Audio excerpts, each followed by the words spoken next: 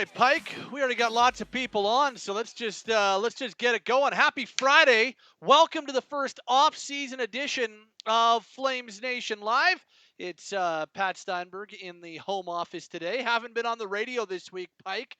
They gave me a week off of doing the big shows, so I'm here at the home office. Pike is wherever he is in his palatial estate. What's happening, my man? So just so that we all know, Pat, like, do you do like radio shows in your apartment just to sort of get the reps in to stay sharp, or do you just completely power down? I try to power down. I try to like completely disengage and not do anything related to hockey. Did a couple articles at the Nation but that's fun. I enjoy writing. I try to completely get away from anything radio related. I try to completely unplug. And well, you're Yeah, and always plugged into everything, so you don't know how to do and that. oh goodness, no. And with you joking about how we're in the off season, I mean, this is like I was in the Flames Nation internal Slack, sort of going over some deadlines and stuff, and I went, holy moly, like it's quietish now. I think you and I were chatting earlier. I think a lot of people are saying like it seems is anything happening? What's going on? It sounds pretty quiet, but Wednesday? Wednesday is the draft lottery. And then Tuesday's from the there, draft lottery. Yeah, Wednesday's the draft Tuesday, lottery. That's right. Wednesday's the second. So Yeah. the second during the Sportsnet broadcast, they're doing the draft lottery of whatever the hell games are on Wednesday night. They haven't announced the schedule yet, but the league is programming that I believe in between games, but they don't have an exact schedule yet. The Flames have if you exclude Arizona's disqualified pick, the Flames have, I think, 3.1% chance of getting their balls drawn in either of the two draws. So Sounds for naughty. folks who are curious, this year the only change is they're doing two draws. Next year they're doing two draws and you can only move up 10. This year, though, if you're the Flames and you're 13th in the odds order, you can still move all the way up to 1 or 2. So, in case you were going not so excited about this draft lottery, the odds aren't great, but it's 3% chance of first or second overall is better than the 0% chance. Well, exactly. You probably won't in the playoffs, but it's a consolation. At least there is like some sort of tangible chance they could, and it wouldn't just be moving up a little bit. You'd be able to move up and get the number 1 or number 2 pick, which I think a Flames fan goes into Wednesday's draft lottery and is like, okay, well, there's a chance here. Maybe it happens. You're not banking on it. You're not a Detroit or an Ottawa or a Columbus Buffalo fan, but you think you might have an opportunity at it, and at least you can be hopeful, right? At least you're not Arizona. They should win just so they have to forfeit it. That would be amazing.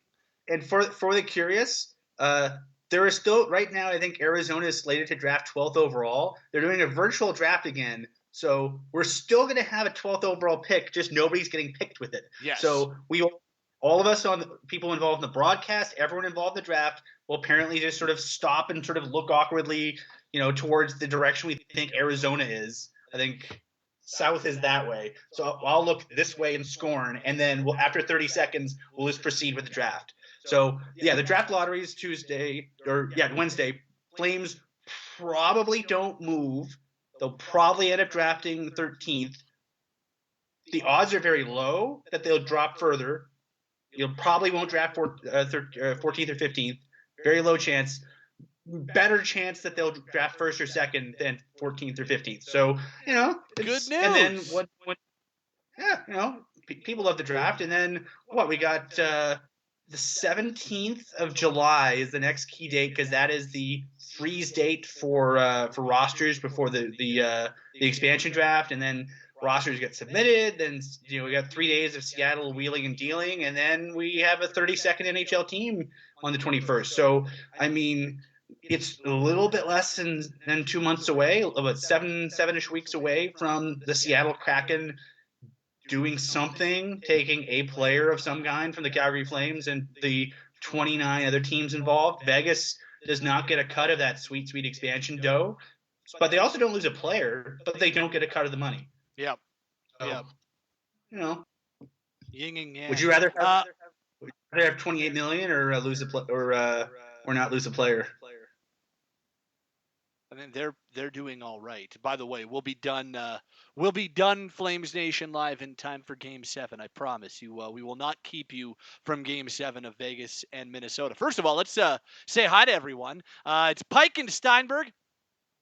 Dallas was first in. We got Jordan and Mike, Riley, Sam, Noah, and JF all on the chat. Get your questions or your comments in on the chat. We'll respond to those.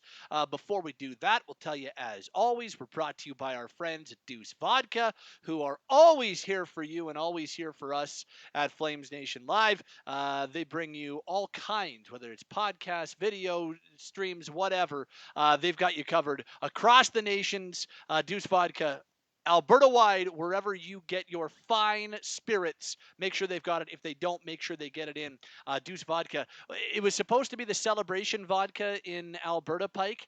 It didn't work so well. The Flames didn't make the playoffs and won as many playoff games as the Oilers did. So was not in the end the greatest Alberta month of May. As somebody pointed out, who Riley in the chat goes, shout out to the Flames for winning more games during the playoff timeline than the Oilers.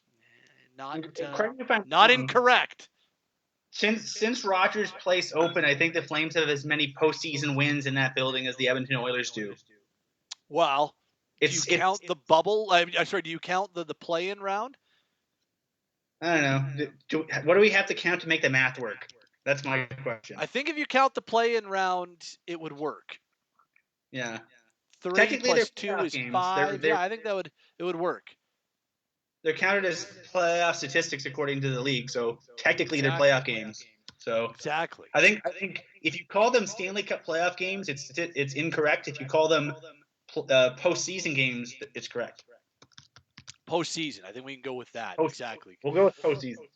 You're right. Like, I checking in. It's very quiet in the Flames front office. There's not a whole lot going down. Doesn't sound like anybody is ready to be fired. Doesn't sound like anybody is, getting ready to pack up their belongings or anything like that. Like, it seems pretty quiet right now. There's not a whole lot going on. Not a whole lot. Like, I'm. Would I be surprised if something happened? Of course not. But am I expecting something in the next imminently? Well, before we get to the end of this episode of Flames Nation Live, no, not really. I'm kind of at the point now where I would actually. I'm trying to phrase this the correct way.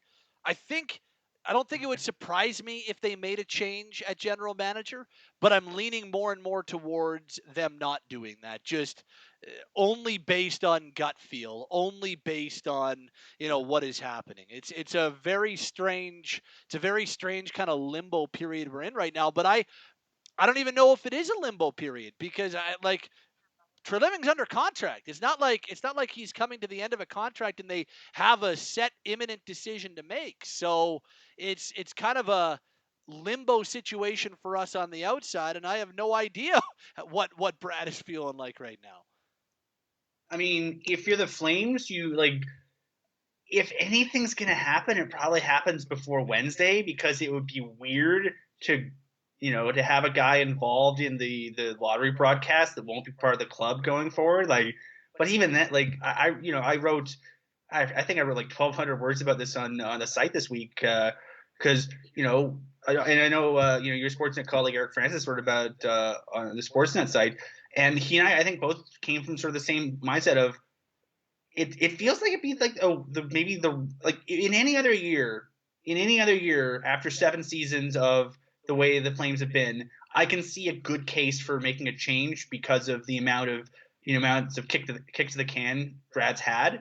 But on the other hand, this is a weird offseason because potentially you need to figure out the expansion draft, you need to figure out the entry draft, and it's a weird draft this year where there's so little information about so many of the draftees, and the OHL didn't it's a weird draft. You have to figure out Johnny Gaudreau, whether or not you want to definitively keep him or roll the dice on him over the season, over literally 2 months. They have 2 months to get all nailed down. Mark Giordano will probably be exposed in the expansion draft, so they have to figure out what they want to do with that. Do they want to throw one of these extra picks they got from the trade deadline to Seattle to maybe hold on to him? Like there's enough weird stuff that I wouldn't want to put somebody brand new into, like either brand new to the organization or brand new to the job. And there's so I think it'd be a no-win situation throwing somebody into the deep end like this. If we're having the same conversation in a year and we're coming off of an eighth true living season, I think his leash is much shorter. But like my gut says, I think Brad's sticking around because I think it'd be the wrong time to make a move given the peculiarities of this summer. Yep, I'm with you. And that's what Mike says. I think they'll give Treliving another kick at the can only because of the complexity of the offseason. Sean suggests go Mike Futa GM, move Brad upstairs. I mean, the connections with Futa and Daryl Sutter, you can't completely dismiss that. And I know that name has been thrown out there, but I don't know.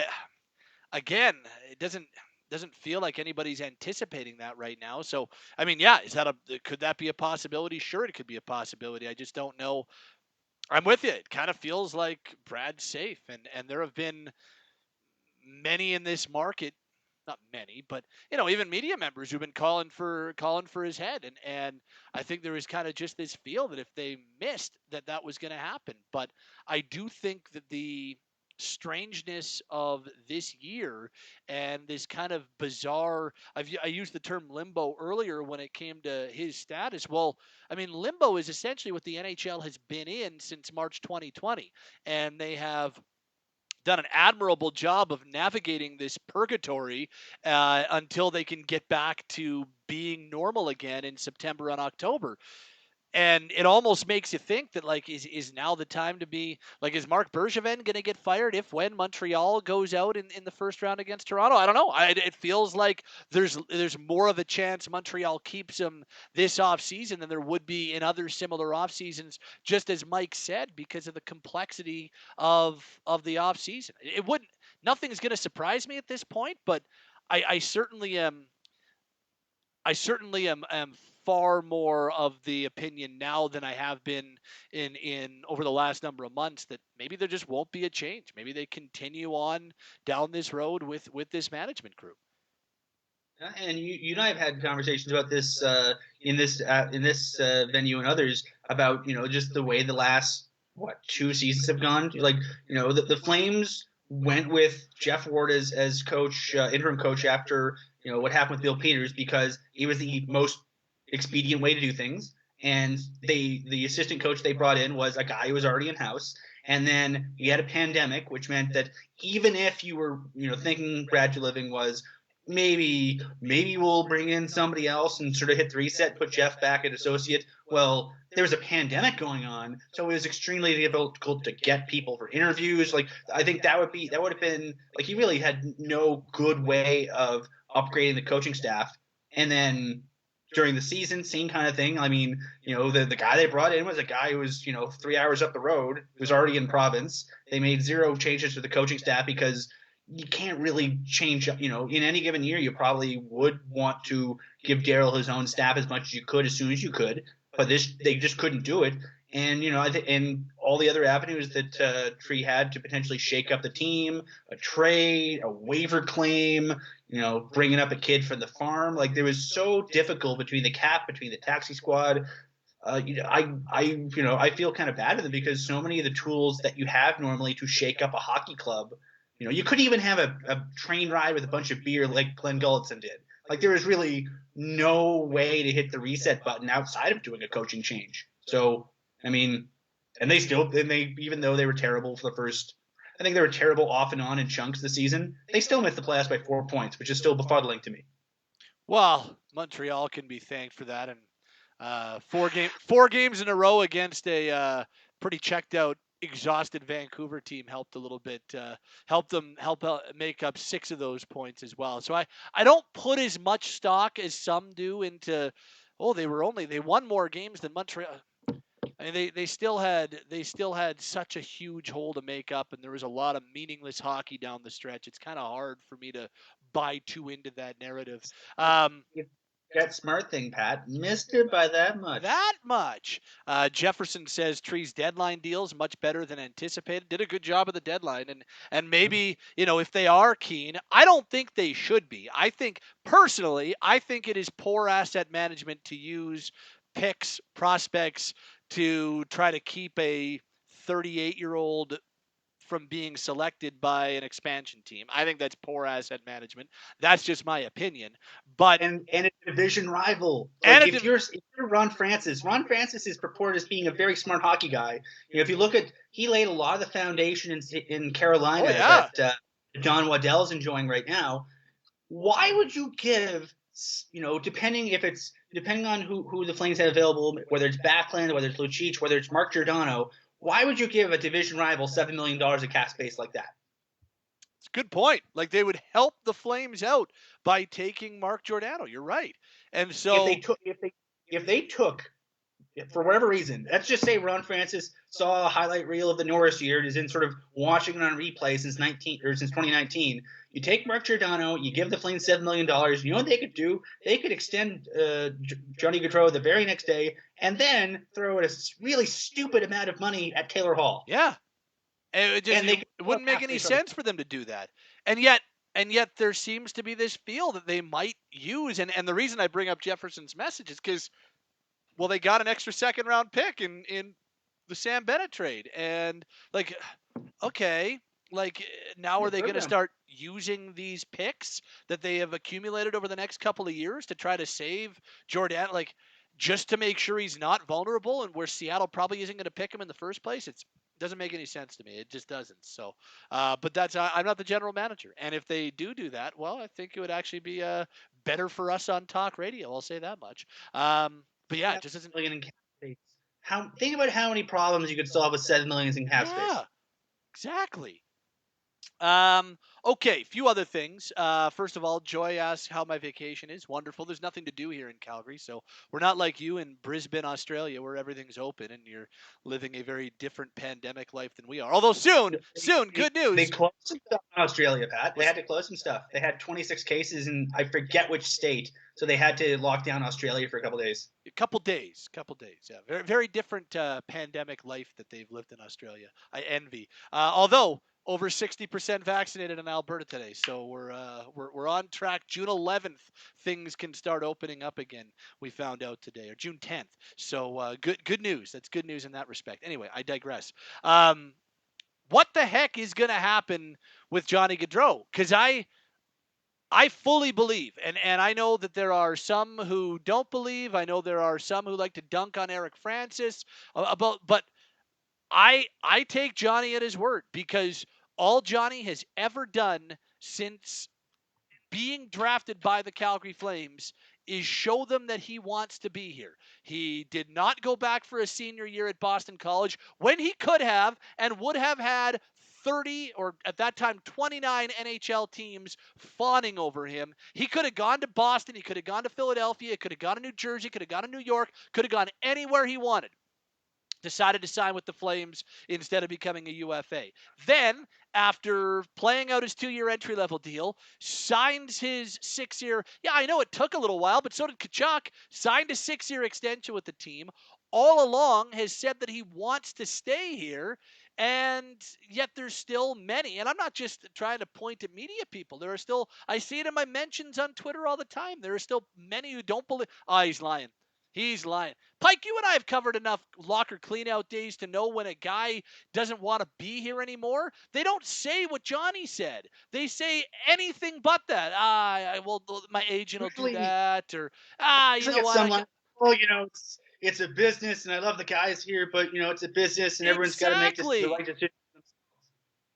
And yet Johnny said, all Johnny has said is, I want to finish my career here. I would love to sign here long term.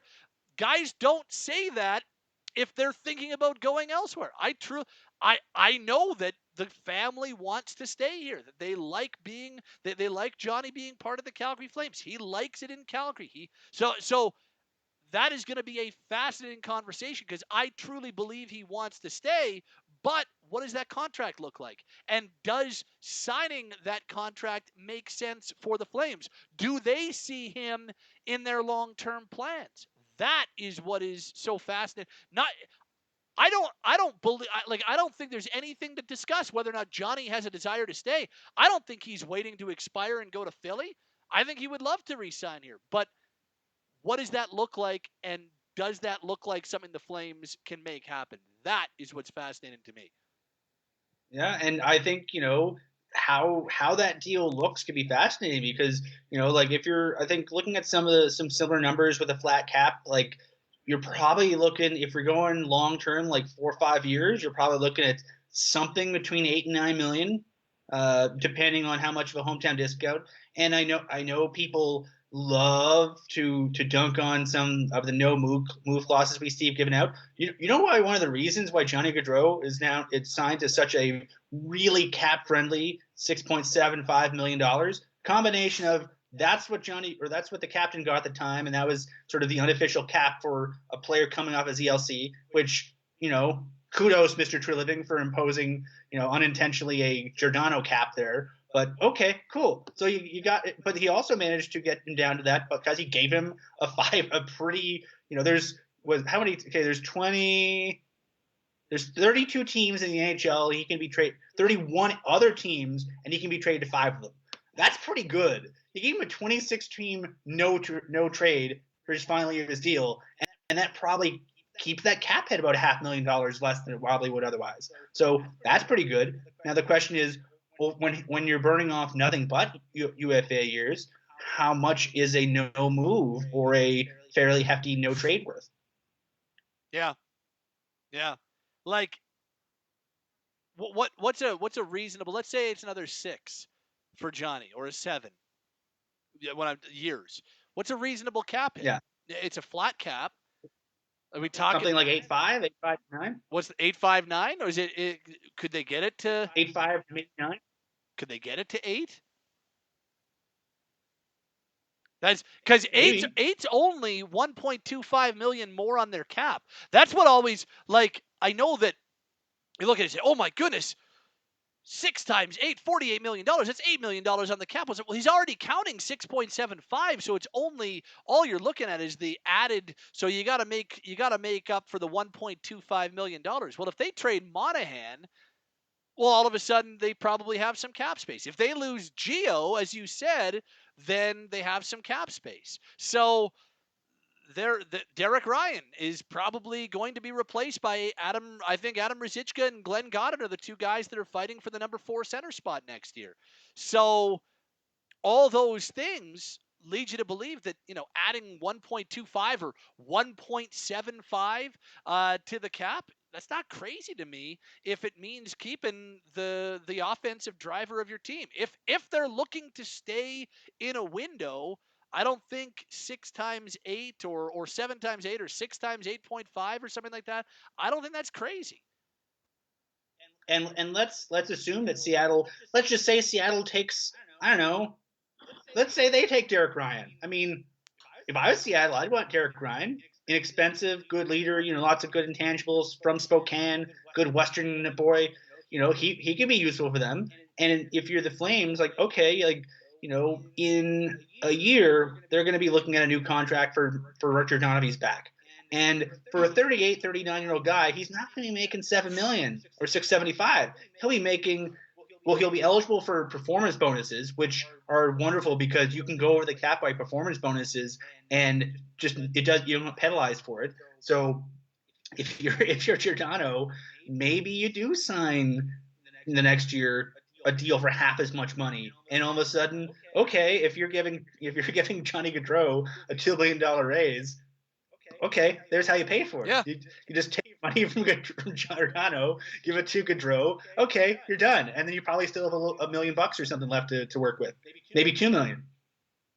But the key is, if for those of you who want to get really into the weeds, the NHLPA, because of the way the cap is structured and escrow is structured, right now, I think the last number I heard from Sean Shapiro of The Athletic was somewhere around $1 billion they're going to have to pay back to the NHL over the long term.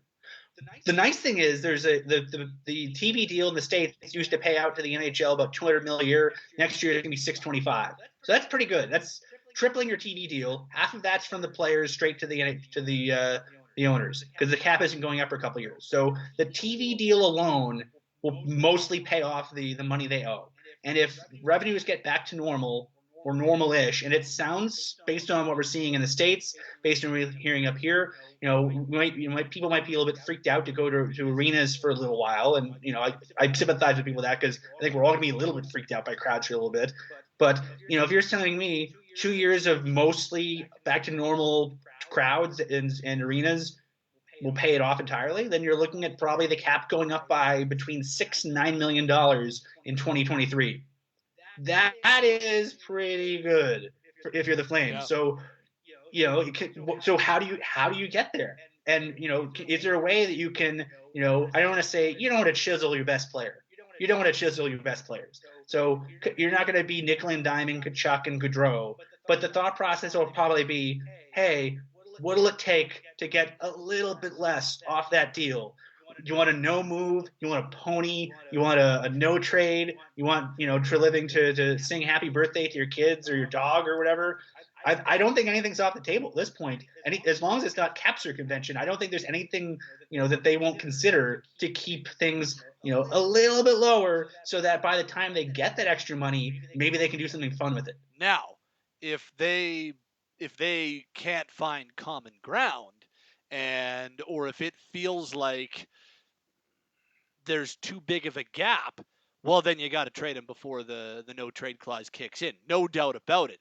But I think that there's going to be I think they can find a reasonable number. I do. I think that there's a chance that he'll be traded for sure. Absolutely, I do. I can't. You're in the final year of a contract, of course, and we don't know if they're going to be able. But I think there is a decent chance that he signs back here long term. I really, really do.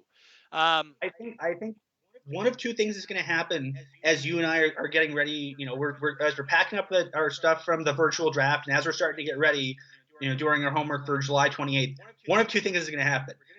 There's going to be a bunch of stuff. People are going to be listening to Elliot Friedman's radio hits with bated breath because he's either going to be hinting at, well, the Flames and Gaudreau are nowhere close, and they're probably going to be shopping him, or they're really close, and you're probably going to hear an announcement soon. It'll be one or the other. That's my gut feeling. Yeah. Well, and just let's, for sake of this conversation, say the Flames do keep Gaudreau, whether they sign him or not. He's here to start training camp. Lindholm's here. Kachuk's here. I wrote about it at Flamesnation this week. I wrote about it today, in fact. It's a good top line. Those guys were dangerous in the final 15, 16 games of the season. And if that is the norm for this, look, I don't think this team has what it takes to win a Stanley Cup. I'll be straight up. I don't. I don't think this is a cup winner. And my belief is if you're not a cup winner, you rebuild. But they're not going to do that. So knowing they're not going to do that, let's talk about it in the actual framework of what's going to happen. Well, if they start the season with Lindholm between Gaudreau and Kachuk, and they play close to or at or above the level that they played in the final 16 games of the season, that's a good top line. And they can be, I think, a top half top line in the NHL, one of the 15 better, I don't think that they're the perfection line. I don't think they're the Matthews line. I don't think they're the McKinnon line. It's not McDavid and Draisaitl, but it's, I think, a top half, top 15 top line in the league, at least if it plays the way that it did in the last part of the season. So that is a trickle-down effect, and that could allow you to trade Michael Backlund. That could allow you to trade Sean Monahan. And it could allow you to backfill elsewhere and maybe go after something in free agency. It gives you more options. That's something I'm really intrigued about for next season, is how that line plays. Yeah, and let's be honest. I mean, I know we've all been neck deep in the Canadian division, the North Division all year, and rightfully so. We've seen the same six bloody teams so much that at this point I'm like, oh God, Winnipeg again. I love you, Winnipeg, but I can stand not seeing you play for a few months. But the Flames will be back home in the Pacific Division next year, and so there's the home run, no doubt, are playoff teams to me are Vegas and Seattle, or Vegas and Edmonton rather, and then you have sort of the question mark of Seattle because we don't know what the hell they're going to be like. They'll probably be worse than Vegas because I think teams are going to absolutely chisel Seattle on every possible thing. It'll basically everyone's reaction will be screw you, just take a player. And they're not going to get a lot of favors from teams. But the California teams aren't exactly, hitters right now. LA, San Jose, and Anaheim are all sort of in a rebuild phase. Vancouver is Vancouver. They're sort of one step forward, one step back. They're probably a playoff bubble team maybe. But if you're the Flames, you're thinking, okay, like if you just don't make your team actively worse over the summer, you're probably going to be sliding into that third or fourth playoff spot in the Pacific, all things considered, if they're playing the way they did under Darryl Sutter for the majority of the season. But the big question is, like you said, if you're not a playoff team, if you're a playoff team but you're not a cup contender, what do you got to do to become one? Because if you're the Flames, making it and losing to Edmonton or Vegas in the first round ain't enough. So what do you need to do to get past Vegas or Edmonton in the first round? And I think in that lens, this is going to be a fascinating offseason because, okay, like, are they a move or two away? Well, it depends on a lot of things, and it depends on some steps some young guys take. It depends, like Andre Mangiapane would be, potentially a first-line player in any other team, any other team, but a lot of other teams.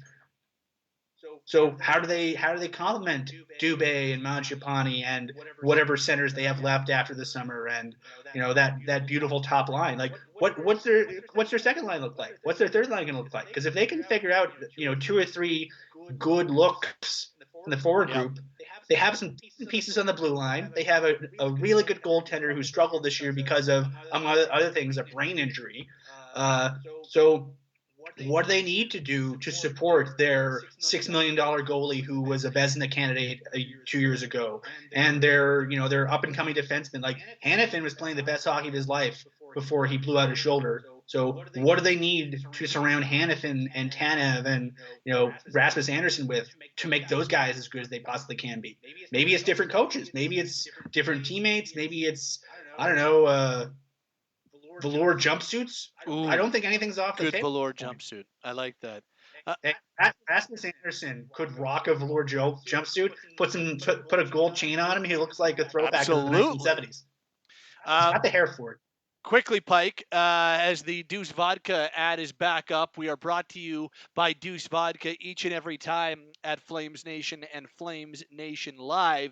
Tell us about the what's kicking on the nation, and tell us there's a bunch of questions about who the Flames should pick. We're not there yet. We'll get there closer once we know where they're picking after the draft lottery this week. But quickly, as of right now, just one name. Who are they going to pick? And then tell us what's the latest on the nations. If I had to close my eyes and assuming they don't win the lottery, I'm a big Dylan Guenther guy. He's Edmonton Oil Kings, big, smart, fast. He has the Mangiapane like work ethic, but arguably a better frame and skill set. It's like if you like Mangiapane, put a spit shine and some chrome wheels on him, and that's Dylan Guenther. Just I saw him a ton as a 17-year-old last year. We actually had the ability to go to a lot of junior games, and yeah, he jumped off the page as a guy who is still a year too young for the draft. So he'd be one of the guys. And I'll throw you a curveball here. Cole Sillinger played in the USHL this year. Because it wasn't really clear what was going on with the Western League. He played for Medicine Hat the year before. Another really good, smart WHL-esque forward. Yet he has that playing style that wouldn't need to change very much if you plunked him into the NHL tomorrow. I mean, he'd look like a small child, like a baby boy facially, but the rest of them will probably look like an NHL player, and that's why they put the big helmets on them. What do we? And other than that, we got a lot of stuff going up, man. We got some looks at Chris Tanev's last season. I just did a nice look back at the remarkable season Milan Lucic had, because I think Milan Lucic had renaissance. He sort of embraced what he was. So we break down his season, and then probably the starting Wednesday, basically starting Thursday, we're going to start digging deep into all the potential players the Flames could pick in the first round because you and I have followed the draft for years. This is a 2012 first round. There's one or two or three players that everyone thinks are pretty good, and then you probably have 32 teams with a different 4, 5, 6 on their draft list in terms of draft order and in terms of which guys they got on. So this is going to be an absolute mess because you're gonna have people looking at their draft list and going, "Who the hell is that guy?" Yep. And probably as early as 6 or 7. That's all on the Nations starting Thursday. Follow Pike, follow me on the Twitters and the Instagrams, and be tuned in still all throughout the offseason. Daily content at flamesnation.ca. If you haven't got your shot, get your shot. If not, when you're ready to get your second shot, hopefully starting next week, get your second shot. Then we could all be licking each other really, really soon, if that's what you want to do. Bye, Pike. On that note, have yourself a wonderful rest of your Friday. Stay safe, everybody. Have a wonderful weekend. We'll talk to you next week on Flames Nation Live. That's just a wonderfully awkward way to go out. That's how we do it. Be well. Happy Friday. He'll ask before he licks you. He'll ask. I will ask. Always ask first. Stay safe. Be kind to one another. We'll talk soon. Thanks, everybody.